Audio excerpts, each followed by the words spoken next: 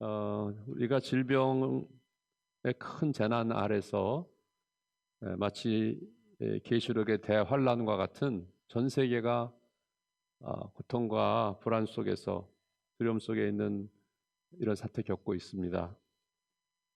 촛불 예배도 이렇게 영상으로 드리니까 참 말로 할 수 없는 그런 생각이 듭니다.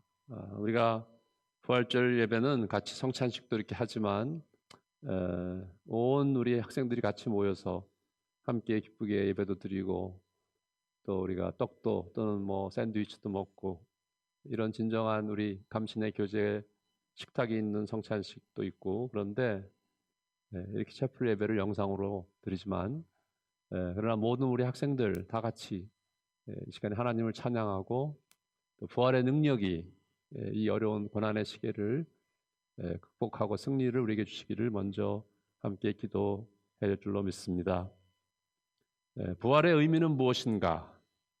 오늘 우리에게 있어서 예수 그리스도는 부활하신 주님은 과연 누구이신가? 가문이어 신학대학에 와서 신학을 공부하며 훈련받는 여러분들 모든 신학도들에게 이 부활절을 기하여 하나님께서 주시는 그의 말씀이 무엇인가?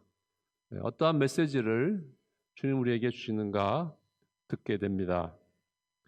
우리는 이 시대를 또 이 역사 한가운데를 살아가면서 어떻게 이 역사를 우리가 읽을 것인가, 해석할 것인가, 그것은 하나님의 뜻을 우리가 아는 데에서 가능한 것입니다. 그것은 믿음의 눈으로 과연 하나님은 무엇을 하고 계실까? 어떤 사람은 하나님이 어디 계신가?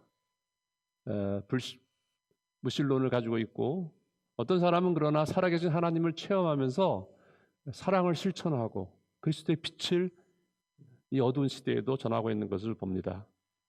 요한 웨슬리 목사님은 믿음을 영적인 감각이다, 영적인 체험의 눈이라고 그렇게 히브리서에 의해서 말씀했습니다. 단지 우리의 육체적인 신체적인 눈이 아니라 마음의 눈, 우리 영적인 눈을 뜨고 하나님의 살아계심과 또 하나님의 이와 같은 우리가 알 수 없는 또 헤아릴 수 없는 이러한 고통과 위기 속에서도 예수의 십자가가 무엇이며 또 부활의 의미가 무엇인지를 우리에게 보여주시는 것을 우리는 믿습니다. 첫 번째로 저는 예수님의 부활의 승리는 두려움이 아니라 믿음의 승리라고 그렇게 말씀드리고자 합니다. 우리 개신교는 언제나 오직 믿음의 위대한 구원의 진리를 선포했고 오직 은혜로 구원받는다. 행위나 율법의 수행이나 준행을 통해서가 아니라 우리는 믿음을 통해서 하나님과의 인격적인 관계, 내 죄를 사해 주시고 의롭다 하시는 은혜로 우리를 구원해 주시는 죄와 죽음에서 우리에게 승리를 주시는 하나님을 경험하고 그 하나님의 우리가 예배드리는 그것이 바로 하나님이 주시는 승리입니다. 기독교의 복음은 한마디로 말해서 십자가와 부활의 진리요 영원한 생명입니다. 십자가는 죽음과 고난, 처형과 극치의 그 시대의 최고의 최악의 죄에 대한 하나의 대가, 형벌로 주어졌습니다. 그러나 예수께서 그 십자가를 지심으로 오직 그 십자가를 통해서 하나님은 인간을 구속하시고 속죄할 수 있었던 것입니다. 우리가 이해할 수 없는 그 비극적이지만 최고의 비극적이지만 그곳에 완전한 하나님의 사랑이 있다는 구원의 신비가 있습니다. 대속의 신비가 있습니다. 우리가 경험하듯이 지금 코로나 사태도 경험하지만 죽음 그리고 죽음과 밀접하게 연결될 수 없이 하나로 연결되어 있는 죄는 우리를 두려움 속에 가두는 것입니다. 두려움이, 불안이 세상을 지배하고 있습니다. 겉으로는 불안해 보이지 않고 겉으로는 두려움이 없어 보이지만 우리 내면에는 언제나 깊은 죽음에 대한 공포나 불안이나 염려가 있을 수 있습니다. 죽음은 허무하게 합니다. 생명의 의미를 박탈합니다. 어느 누구도 이 세상에서 이 죄와 죽음의 속박을 끊고 그것을 이길 수는 없습니다. 그러나 예수 그리스도는 죽음을 이기시고 부활하셨습니다. 부활은 죽음에 대한 이김이요 승리입니다. 그리고 우리가 다 고백하듯이 오직 예수 그리스도만이 부활의 주님이신 것입니다. 오늘 우리가 예배드리며 믿음으로 이것을 고백하고 그 고백하는 그 순간 이미 우리가 믿음의 사람들이지만 다시 한번 나는 하나님의 딸이요 아들이다. 하나님 나라의 주의 백성이다. 나는 그리스도의 제자라고 하는 것을 우리가 부활의 증인으로서 받아들이게 된 것입니다. 나는 하나님의 사람이다. 특별히 우리 신학생들, 특별한 부름을 받고 선택을 받은 여러분들은 나는 이 세상의 사람이 아니다. 육에 속한 사람이 아니다. 하늘에 속한 사람이다. 나는 그리스도의 종이다. 나는 세상의 노예가 아니다. 조금 이따 말씀드리겠지만 나는 썩을 것의 노예가 된 그런 존재가 아니다. 나는 세상을 구원하신 예수 그리스도의 사람이라고 하는 것입니다. 그러므로 우리는 오늘 사도 바울의 이 잘 알려져 있는 고린도 전서의 말씀을 통해서 이어서 두 번째 생각하려고 하는 것은 썩을 것이 썩지 아니할 것을 입는다. 썩지 아니함을 입는다의 이 의미가 무엇일까? 바울의 깊은 신학적이고 그 영적인 그 통찰을 통해서 이 고린도서는 부활의 장으로 알려져 있습니다. 이건 무슨 의미일까? 모든 이상의 것은 결국 사라집니다. 죽음 아래서 그것은 사라집니다. 멸망하고 부패합니다. 썩는다고 하는 것은 부패라는 말입니다. 제가 최근에 코바이러스에 대한 어떤 정보를 하나 지식을 읽으면서 놀랐던 것은 바이러스는 생명체가 아니다. 리빙 오거니즘이 아니라고 하는 것입니다. 이 세균이 바이러스인데 이것은 생명이 있는 것이 아니라는 거죠. 근데 왜 우리를 이렇게 죽이느냐? 자기가 이 바이러스는요 죽지 않아요. 왜냐하면 생명체가 아니기 때문에. 근데 바이러스에 대해서 알려진 참 놀라운 것은 이 바이러스는 스스로 부패해요. 썩는단 말이죠. 부패, 디케이, 썩어 없어진단 말이죠. 저는 오늘 본문의 사도 바울은 썩어질 것이라는 말을 썼습니다. 썩어진단 말이죠. 세상이 아무리 아름답고 아무리 위대해 보이고 또 우리 세상 사람들이 추구하는 이 영광과 부귀와 쾌락, 그것은 과연 영원한 것입니까? 썩지 않는 것입니까? 사라지지 않는 것입니까? 그것을 추구하는 것이 이 세상 사람들의 가치요, 그들의 욕망의 대상인 것입니다. 그러나 그들은 어느 순간에 알 수 없는 질병과 고통과 환난 속에서 자신을 다시 보게 됩니다. 그리고 그들은 비로소 죽음이라고 하는 것을 진지하게 고민하게 됩니다. 우리 평소에서는 죽음을 생각하지 않죠. 병원에 가보세요. 죽음을 앞두고 있는 사람들의 모습을 보세요. 나도 그 병이 들어서 똑같은 죽음을 눈앞에 두고 있다고 한번 생각해 보세요. 그때 하나님께서는 어느 순간 예수 그리스도의 십자가를 보여주십니다.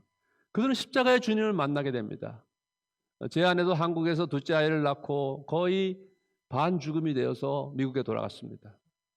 뭐 그 얘기를 다 할 수는 없지만 제 아내가 미국 처갓집에 가서 병상에 누워서 한 달, 두 달을 보냈습니다. 그때 제 아내는 꿈속에서 십자가의 예수님을 만나게 되었습니다. 두 손의 못자국을 분명히 보게 되었습니다. 그 순간 제 아내의 마음에 고통스럽게 상처가 되고 이길 수 없었던, 극복할 수 없었던 그러한 죄의 문제, 그것은 물론 제 아내의 죄라기보다는 우리들과 모든 사람들에게 누렇게 누르고 있는 어두움과 악의 죄에 대해서 승리를 경험하게 되었던 것입니다. 오직 십자가의 주님을, 그 상처를, 우리를 위해서 모든 고난을 지시고 상하신 그리스도를 만나게 될 때 우리는 진정한 치유와 진정한 해방과 진정한 복음에 들어가는 것입니다. 복음은 우리가 이 세상에 사라져버릴 것들에 집착하고 그것들에게 의미와 가치를 두고 썩어질 것과 죽을 것들을 우리가 계속해서 추구하는 데서부터 우리를 돌이켜줍니다. 복음은 우리에게 참된 자유를 줍니다. 그것이 부활의 복음입니다. 우리들은 주 예수 그리스도의 은혜로, 이 십자가의 은혜로, 부활의 능력으로 참된 자유를 얻은 하나님의 백성이요 부름받은 그리스도의 제자들인 것입니다.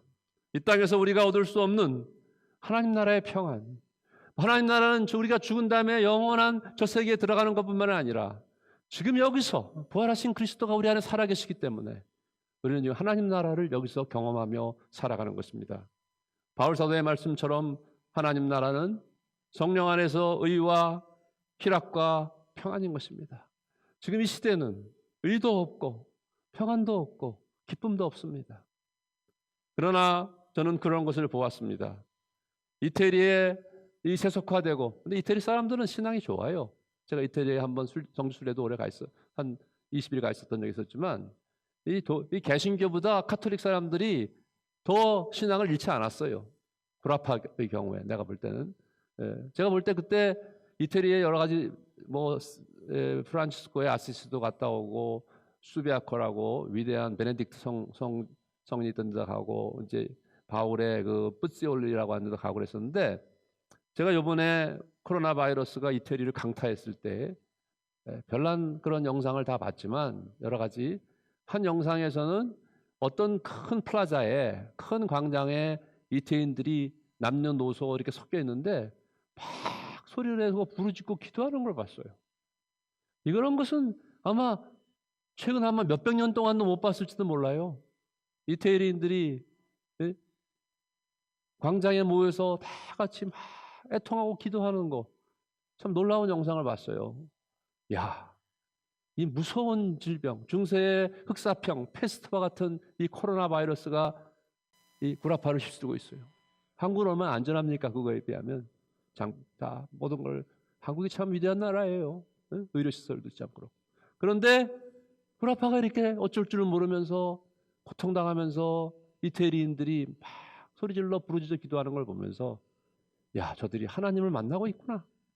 또 어떤 영상, 그래서는 이태리 어떤 의사가 병을 치료하다가 결국은 코로나 바이러스 세상을 떠난 사람이지만 하나님을 경험하는 그런 놀라운 그러한 간증의 고백을 제가 이렇게 글을 통해서, 저한테 보내준 분들의 글을 통해서 읽은 적이 있었습니다.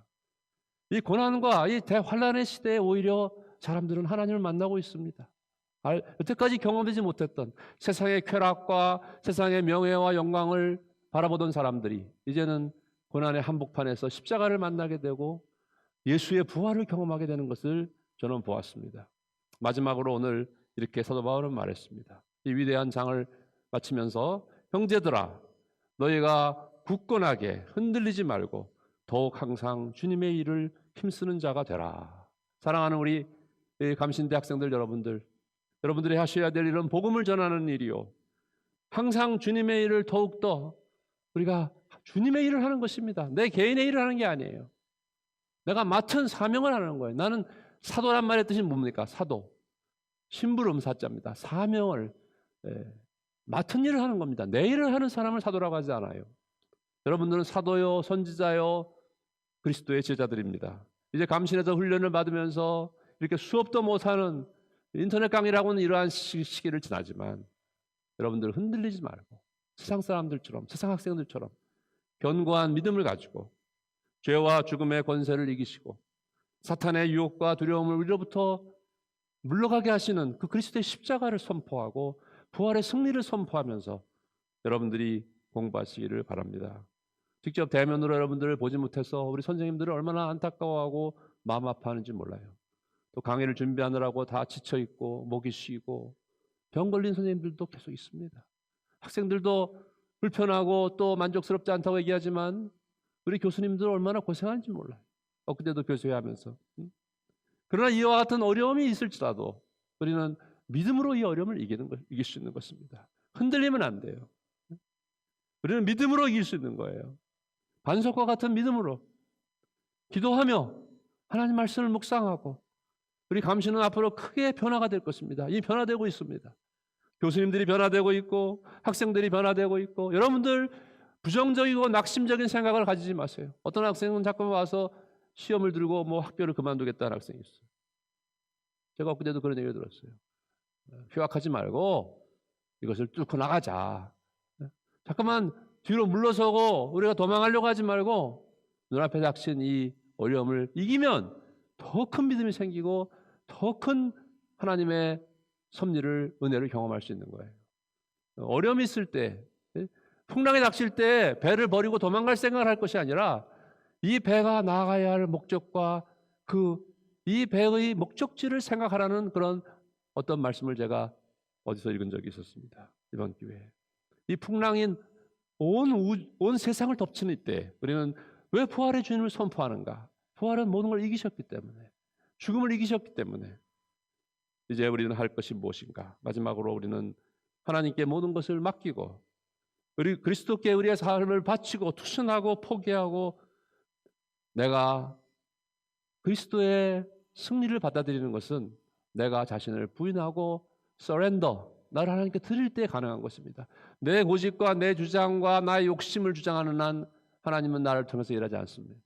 그러나 여러분들이 하나님께 자기를 맡기고 하나님이 하시는 일에 내 삶을 바칠 때 여러분 하나하나가 이제 앞으로 하나님이 크게 쓰셔서 웨슬리와 같고 모세와 같고 다윗과 같은 하나님의 그러한 일꾼들이 바로 우리 감리교신학교에게서 앞으로 더욱더 많이 더 나오고 이 강토와 온 세계에 기독교의 복음을 전하는 위대한 하나님의 역사가 우리 감리교신학교에게서 일어날 것을 믿으며 부활을 맞이해서 부활의 승리와 부활의 주님의 놀라운 은혜가 우리 사랑하는 감리교신대학교 모든 학생들과 공동체에게 충만하시기를 간절히 바라고 축복합니다.